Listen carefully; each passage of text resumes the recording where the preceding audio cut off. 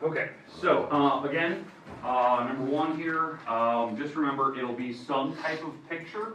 I'll ask you a series of questions about it when I'm testing you on lines, rays, segments, planes, the notation for them, how do you write them, how do you look at it. That's what that first question is all about.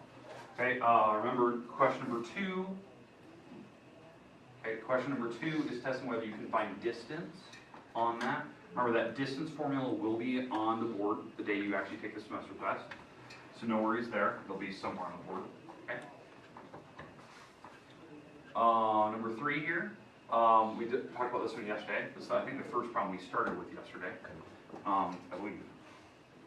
No, maybe not. But anyway, this one's all about angles. It'll be some type of picture, and I'll ask a series of questions about it. So maybe find a vertex, give me another name for angles, give me an obtuse or acute angle, give me vertical angles, give me adjacent angles, give me linear pairs, supplementary, complementary, or right angles, something about a picture, but it's going to deal with angles. Okay? All right, so that was number three. Number four we talked about yesterday. It'll be two random pictures, and they're going to ask you to classify the type of polygon. What type is it? Is it regular, irregular, is it convex, concave, that type of thing. So you have three answers that you put for each picture. You have to answer each of these parts. Okay.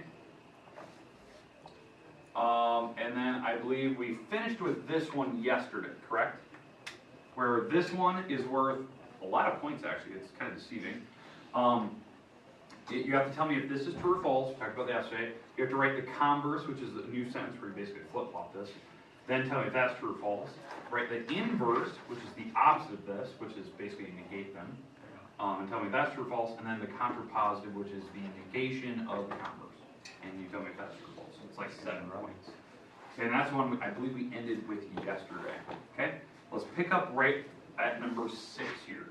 Okay? Now, number 6, I don't know how the spacing looks from what I can tell. It's terrible. They put it at the top of the page, but they don't have the simplify right next to it. They had it on the other page. That's stupid. All right. Anyway. Okay, so what we have here,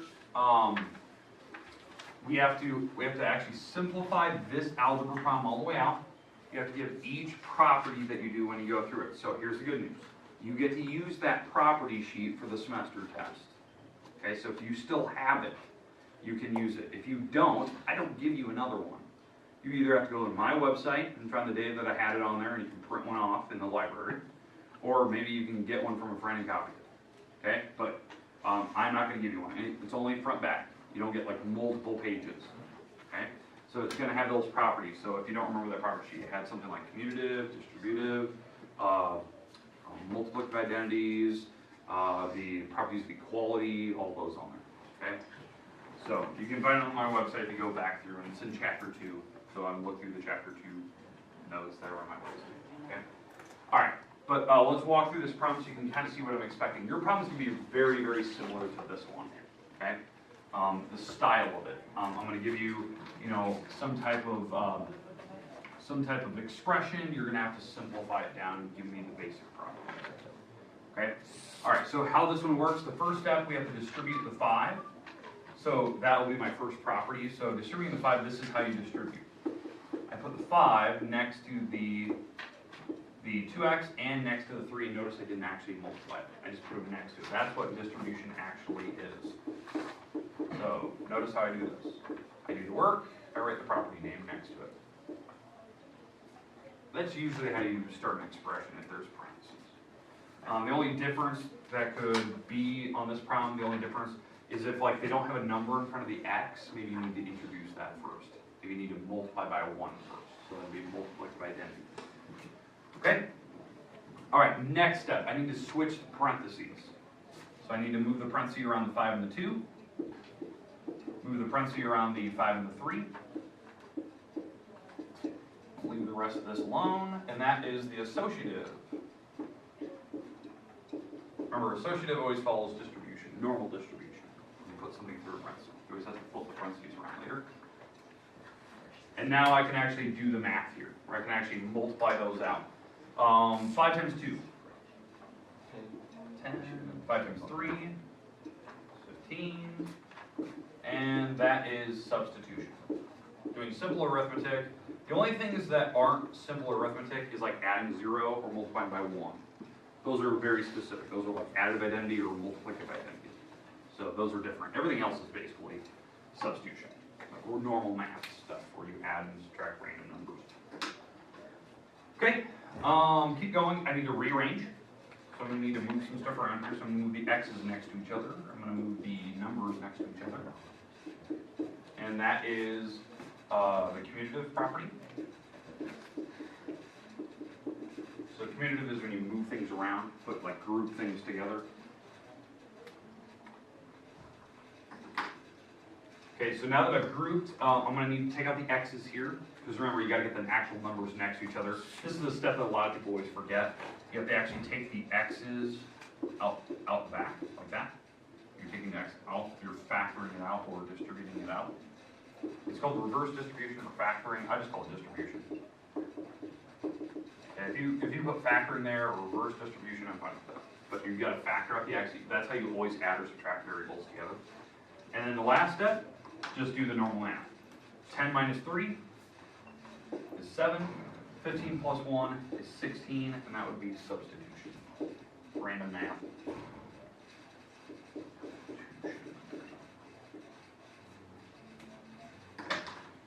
That's very similar to what you're going to have to do on test day. Something very, very similar to that. I really couldn't think of any instances where it could be different. Maybe the numbers cancel out to make 0. Maybe they just like subtract and make 0, so now you have to add the 0 in the end. Or maybe if like one of the letters doesn't have a number in front of it, you have to introduce that to multiply that entity by multiplying by 1, so you can actually use the 1 later. But really, I don't think there's any real difference. If it's an expression, that's basically the lines you have to work on. Okay, here's the thing I need to warn you. You should not get that math wrong, like the actual math. The properties, yeah, I can see where, you forget one, or you just didn't know it, or you don't know where it's at in the property sheet. But the math, you should be able to do that type of math, like getting down to 7x plus 16. If you can't, I don't know how you survived Algebra 1, because that's like first couple months of Algebra 1, let alone the whole year. Okay, questions with number 6, kind of what to expect. Hopefully it doesn't seem hard, hopefully it doesn't. It's been a while since I've seen that, and check that too, I believe. And again, you get to use the property sheet. If you don't bring it, you don't get to use one. So you don't get to like leave the room to go get it in the middle of the test. So, all right. Number 7, it'll be some type of geometry proof. Okay, some type of proof. That's what you need to realize. It could be like one of these where it's an actual geometry proof where you're trying to prove things in a logical order. It could be one of those where you had to do some algebra in the middle of it where maybe you set certain things equal and you actually solve to figure out what x is so that the sides are actually equal. That type of thing, or you have to prove like one of the walls is 7. This is one, if you don't recognize it, this is one we've done in class a couple times. We had it in homework. The one I put on the test will be one that we've done a few times that you've seen before. But let's walk through this so you can actually see how this works. So how you start geometry proofs, you always start with the given. So line 1 is always the given information. Well, the given is this stuff. You cannot get this one wrong. The given line. That they gave me that Wx is congruent to YZ. Okay, they gave me that. Okay? So, and that's my given line. Okay, in fact, I'm going to actually mark that here in a minute. What does it mean that they're congruent to each other? That's line 2. Yep, that they're actually equal. So on line number 2 here, Wx is actually equal to YZ. That is the definition of congruent. That Wx and YZ are the exact same. That's what that little marker means. They're the same length. Now, from that picture, I need to think about kind of what do I need to get to? I know how to start it. That was easy. Starting with a given, maybe you need to redefine what that means because some people don't understand what that little symbol means. But what I need to get to eventually in the end that this stick, WY, this whole stick here, so that's putting these two together, is equal to X to Z, these two sticks. put together. So this stick is equal to that stick. So basically I need to show at some point that segment addition, adding segments together, actually makes things that are equal to each other. So that's what I'm going to do here.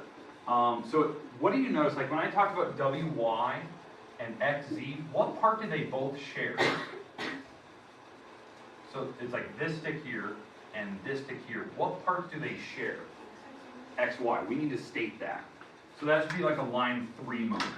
That they are going to both share XY. That XY is equal to itself in both sides. This picture here and this picture. There's an overlap. So these two are equal, and that is the reflexive property. Reflexive is where you notice that the pictures mirror something. They reflect each other.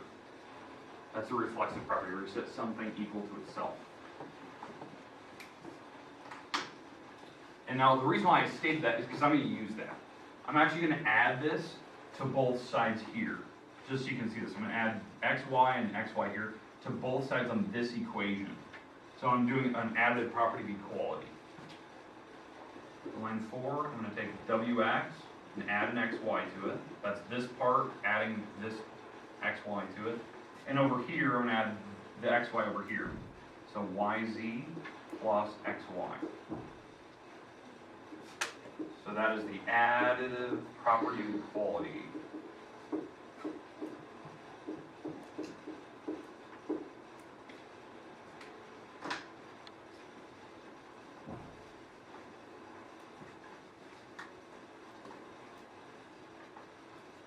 Okay, so add things together. Now, what we need to state in the next line is what do these things actually make? That's what we should state in the next line. So when you add these two pieces, what entire stick does it make? So that's the part that I need to define. So line number 5, we're almost done. So what does wx plus xy actually make on that picture? Wx and xy, what does it make? wy. Okay, does everyone understand that? When you add the two pieces together, it makes the whole stick wy. Okay, and what is, let's talk about this piece, yz plus xy. What do those two things actually add up to be? That's xy and yz. What do these things add up to make? xz. Yeah. When you add the two pieces, yz and xy, they make the entire thing xz. And what I'm going to do in this last line, this is what I need to prove. All I'm going to do is substitute these two things in right here. So because wy is these two sticks added together, so I'm going to take that and plug it in here. So I'm taking that out, substituting it out. And over here, I'm going to take out the xz and the xy here. I'm going to substitute that out and plug this into that spot. And this is my last line. This is the therefore line. This is how you always end a proof. Therefore, dot, dot, dot, dot. Substituting these things in, I have wy is congruent to xz. Because I'm taking this part, putting in here, the xz put in here, and that's exactly what I needed to prove. That they're actually equal to each other, because that's what these two things are. They're these two parts. And that's what I need to prove. So, line 5, forgot to give you the reason line 5. Line 5 is segment addition.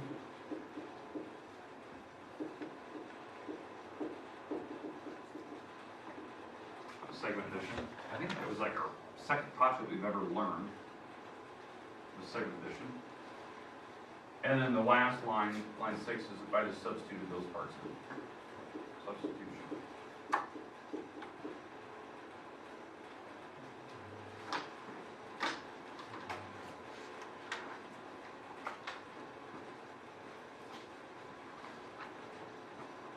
Okay. So that's the geometry proof. It could be a normal geometry proof like this, where you're trying to prove certain things are equal. It could be something where it's just simple algebra, where you know that two sides are equal and you're trying to prove like x is supposed to be 10. You know, those were a lot of the problems we've had, you know, in the past, something like this.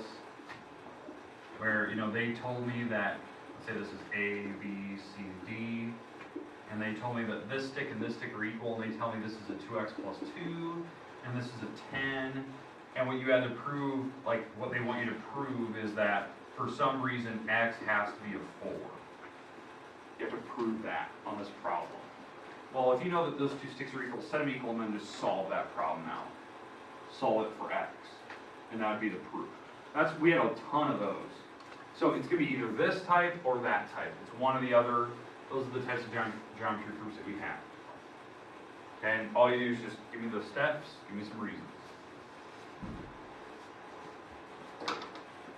Okay, any questions with the geometry proof? It will not be something super difficult. It will not be. I'm expecting 5 lines or less. And it's very basic stuff, nothing like obscure.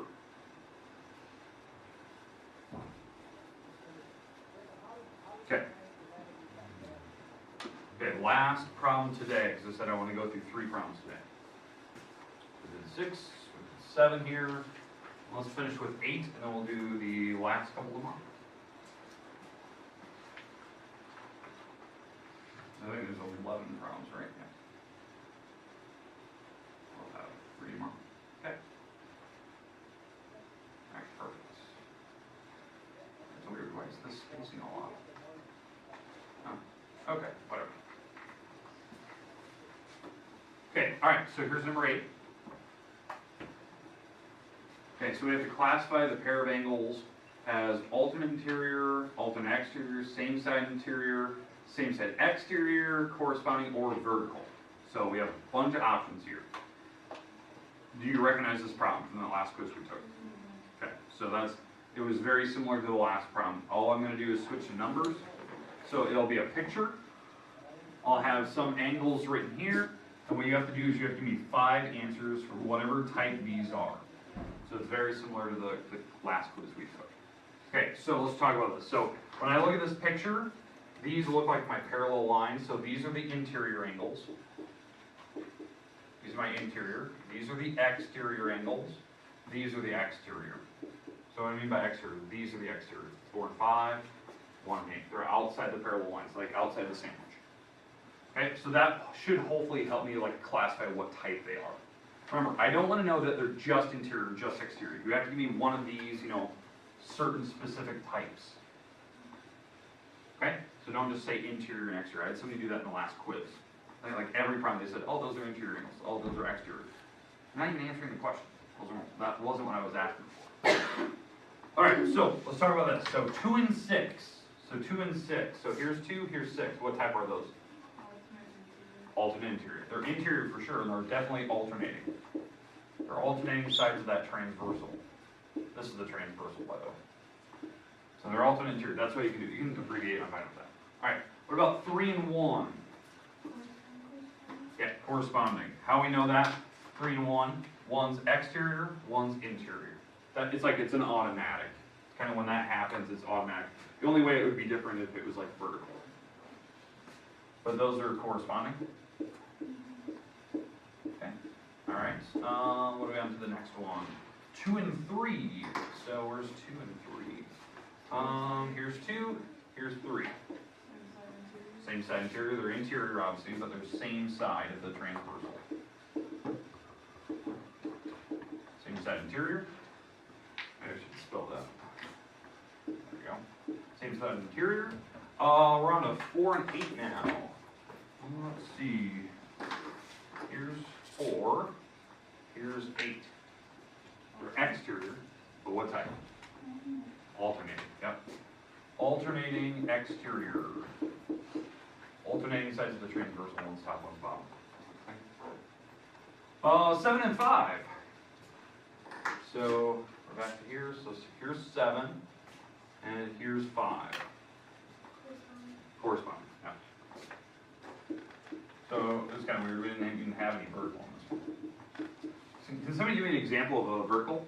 1 and 7. 1 and 7. Yeah, those would be vertical. So they're like touching, but they're across the whole funnel system. So we didn't even have any of those. So they're going to be random. They can repeat. Doesn't matter. I just picked 2 numbers at random. So they have to be one of the categories. Okay. Questions, comments about number 8 here? It's going to be something very similar. Just a picture. I give you a couple numbers. You have to tell me what type of angles they are. So the trick is you got to read like what classifications I'm providing you, because those are the only options you have. So I may limit you to only a couple of them, or maybe I give you more of them. So just kind of look at which ones that we have. Okay. let's end there today. You can take pretty much the rest of time today if you want. Try to fill in the answers we've already done, because obviously you just got this in your hands today. Does anyone need one of these? Did I not hand these out to anyone? Okay. So put your name on it. Fill in the answers we've already done. Apologies for all these weird errors. I don't know why the printers did this. Because it looks normal up here. I don't understand why it printed wrong. Anyway, tomorrow we will finish the last 3. So we'll do 9, 10, 11 tomorrow. If you know you're going to be gone tomorrow, make sure that you understand you're under the impression you were still taking the semester test Monday, Tuesday. So what I would do, like if you know you're going to be gone tomorrow, I would probably watch that video online. Because I will post this to the website, especially tomorrow, so I'll try to post it tomorrow. It may be late because we have a super long game, like really far away tomorrow. But it'll be late, but at least you can watch it over the weekend if you miss Friday, so you can watch kind of the review on 9, 10, 11. You can always come in the morning on Monday if you wish to review anything. But yeah, so semester test Monday, Tuesday next week. Make sure you're working on this. I will take this as like an actual like assignment, even though I'm basically giving you answers. This is kind of just a participation score that you've actually participated in reviewing. Okay, any questions, comments, concerns?